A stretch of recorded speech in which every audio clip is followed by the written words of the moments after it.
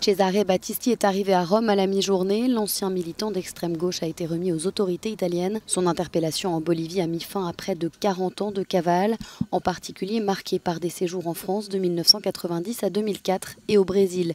Le Brésil qu'il avait quitté il y a un mois pour justement échapper à une arrestation qui a donc finalement eu lieu samedi à Santa Cruz. Il n'a opposé aucune résistance.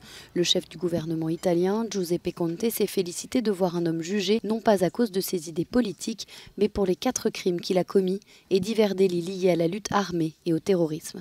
Même tonalité du côté du président italien Sergio Mattarella, ainsi que du fils du président brésilien Bolsonaro. Le Brésil n'est plus une terre de bandits, a-t-il écrit sur Twitter. Le ministre italien de l'Intérieur, Matteo Salvini, a salué l'arrestation d'un délinquant qui ne mérite pas une vie confortable à la plage, mais en prison. Il s'est dit fier et ému.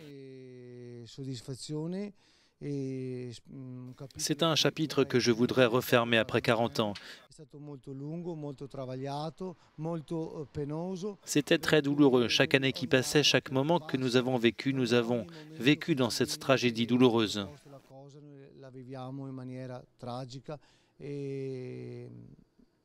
Le frère de Maurizio Campagna a aussi été tué par Battisti.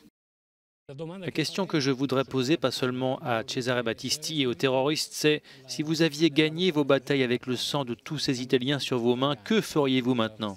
Arrêté à Milan et écroué en 1979 en Italie, Cesare Battisti s'était évadé en 1981. C'est en 1993 qu'il a été condamné à la prison à perpétuité par contumace pour 2 meurtres et 2 complicités de meurtre en 1978 et 1979, crimes dont il se dit innocent.